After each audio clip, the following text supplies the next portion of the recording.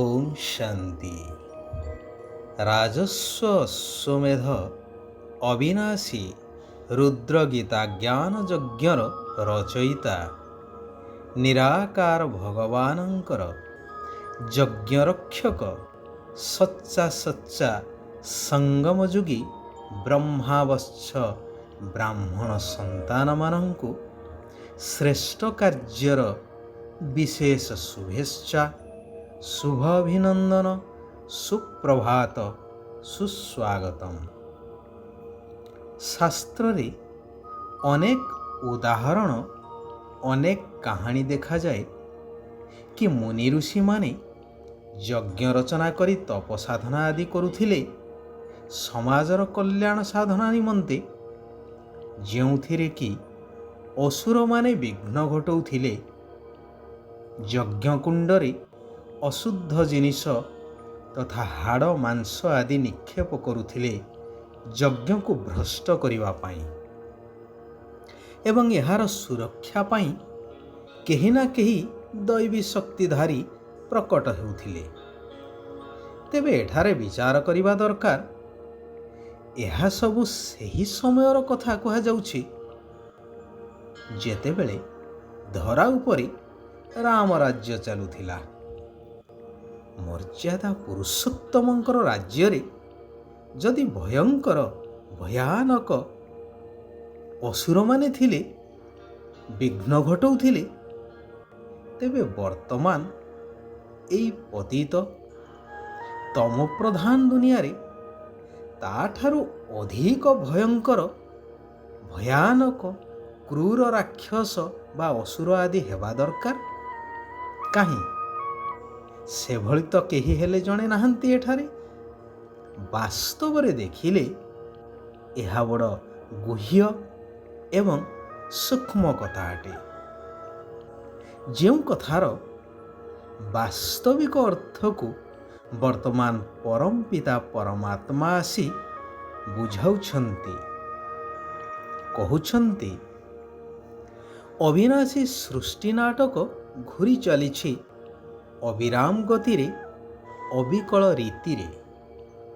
ପ୍ରତିକଳ୍ପ ଅର୍ଥାତ୍ 4 ଯୁଗର ଶେଷରେ ଏହି କଳିଯୁଗର ଅନ୍ତ, ସତ୍ୟଯୁଗର ଆରମ୍ଭ, ଏହି ମଧ୍ୟବର୍ତ୍ତୀ କଲ୍ୟାଣକାରୀ ପୁରୁଷୋତ୍ତମ ସଙ୍ଗମ ଯୁଗରେ ମୁଁ ଆସି ପୁନଃ ତୁମମାନଙ୍କୁ ସ୍ୱରାଜ୍ୟ ପ୍ରାପ୍ତ କରାଇବା ପାଇଁ ସଚ୍ଚା ଗୀତା ଜ୍ଞାନର ଯଜ୍ଞ ରଚନା କରୁଛି, ଯେଉଁଥିରେ ଏହି ଶରୀର ରୂପକ ଅଶ୍ଵ ସହିତ ସାରା ପୁରୁଣା ଦୁନିଆ ସ୍ୱାହା ହେଉଛି ଏବଂ ଭାରତ ପୁନଃ ସତ୍ୟଯୁଗୀ ସ୍ୱର୍ଗ ରାଜ୍ୟରେ ପରିଣତ ହେଉଛି।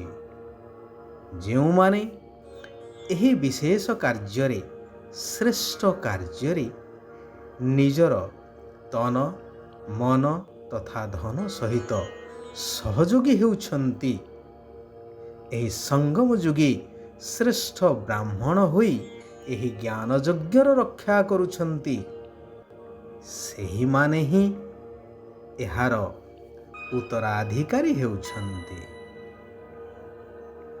ଭଗବାନ ହେଉଛନ୍ତି ଦୀନବନ୍ଧୁ।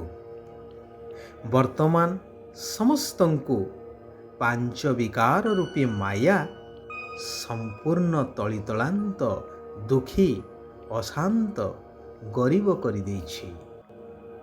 ତୁମେମାନେ ବାବାଙ୍କ ଠାରୁ ଜ୍ଞାନର ଆଞ୍ଜୁଳି ନେଇ ସାହୁକାର ହେଉଛ, ଅର୍ଥାତ୍ ସତ୍ୟଯୁଗୀ ସତୋପ୍ରଧାନ ଦୁନିଆର ମାଲିକ ହେଉଛ। ଶିବ ବାବା ତୁମକୁ ନିଜ ଭଳି କରୁଛନ୍ତି ମହାନ ଆଉ ଶ୍ରେଷ୍ଠ।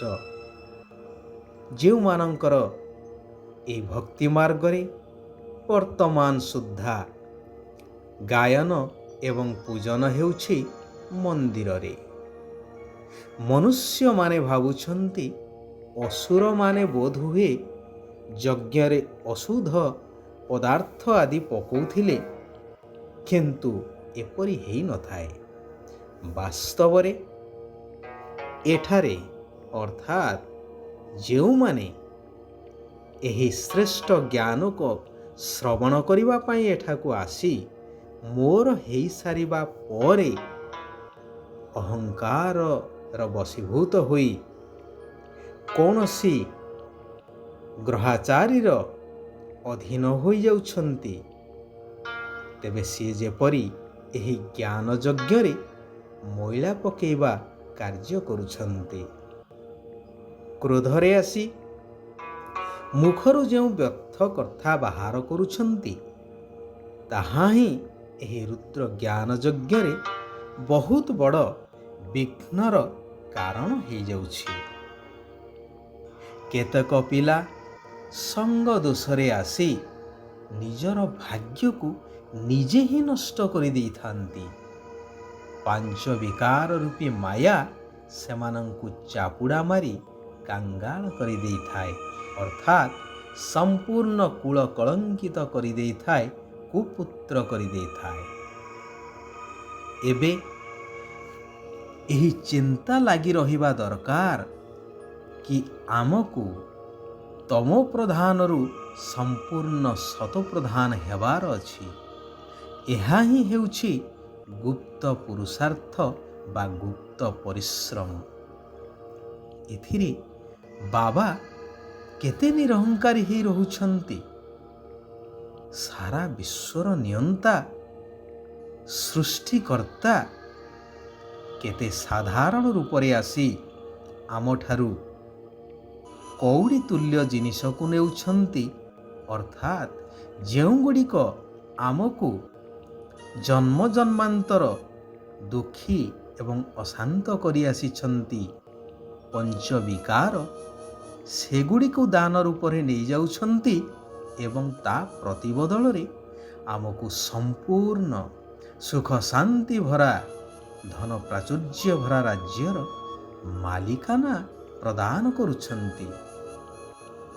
ଏହା କୌଣସି କମ୍ କଥା ନୁହେଁ। ଏଇଥିରୁ ଦେଖିବା ଦରକାର, ଭାବିବା ଦରକାର କି ଭଗବାନ କେତେ ନିରହଙ୍କାରୀ। ସେହିଭଳି ଆମକୁ ମଧ୍ୟ ନିରହଙ୍କାରୀ ହେବା ଆବଶ୍ୟକ।